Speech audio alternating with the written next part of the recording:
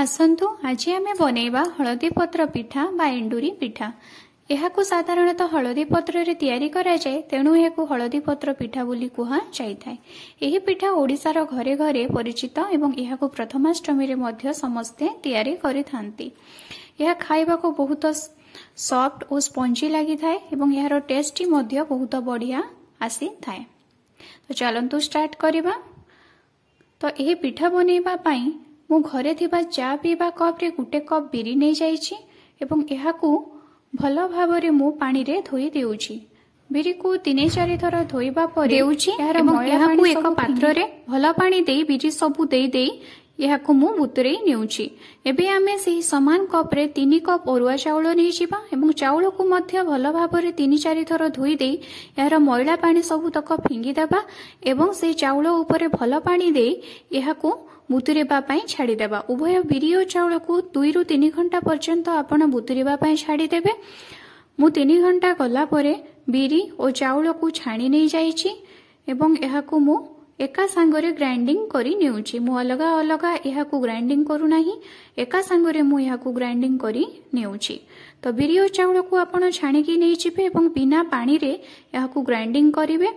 जदि ग्राइंडिंग कला बेले आपन को पानी रा आवश्यकता रहिछि बोली लागिबो, तेबे आपण 1 ରୁ 2 चामच पानी देबे एवं यहाकू बेसी पानी चिया करिवे नाही। यार कंसिस्टेंसीटा जदि बहलिया होई कि रहिबो ताहेले पिठाटा बहुत भलो भाबरे तयारी हेई पारिबो। देखंतु मु एतिकी कंसिस्टेंसी रखिछि।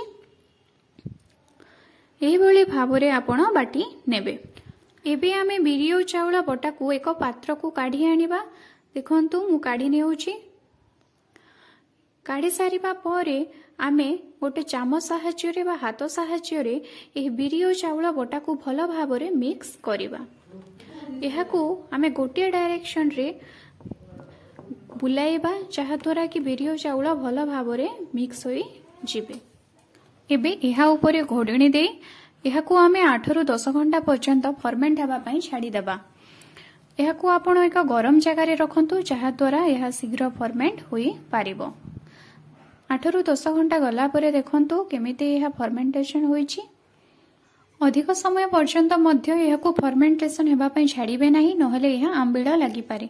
तो एबे हमें कड़ाई रे तेल देई देबा एवं सेथिरे जीरा, गोटा गरम मसला पकेबा। ता ऊपरे हमें हळदी गुंड, लंका गुंड एवं कटा टमाटो को पकेई यहा ऊपरे लूण देई भलो भाबरे यहाकू सिझिबा पई छाडी देबा। टमाटो सिझी गला परे आमे एथिरे सिझा आलू एवं चना को पकेई देबा एवं ता ऊपरे पानी देई देई यहाकू फुटिबा पर्यंत छाडी देबा। फुटी गला परे यहा ऊपरे गरम मसला पकेई देबा एवं ढांकुणी देई देबा। देखंतो केते सहज रे हमर चना आलू तरकारीटी हेई गला। आपण चाहिले यहा ऊपरे किछि धनिया पत्र मध्य देई पारिबे।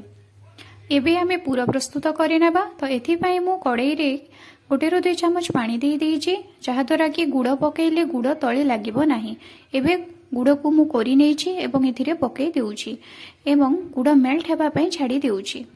मझे मझे रे एमिति मु गुड़ को मेल्ट धीरे धीरे मेल्ट करूछि एवं एहा जेते बेले मेल्ट होई आसीबो एहा ऊपरे आमे कोरी रखिथिबा नडिया को पकेई देबा। ता ऊपरे किछि गुजराती एवं लवंगर गुंड को पकेई देई यार पानी अंश मरि जेबा पर्यंत आमे अपेक्षा करिबा। जेते बेले नडियार पानी अंश तक मरि जेबो सेते बेले आपण यहाकू गोटिए प्लेट को काढी आनिबे। आपणकर गुड़ नडिया पूरा प्रस्तुत होई जिवो। तेबे एही गुड़ नडिया पूरा को अधिक पानी चिया मध्य करिवे नाही कि अधिक काठुआ मध्य करिवे नाही। आपण यार पानी अंश मरि गला परे यहाकू गोटिए प्लेट को काढी आनिबे।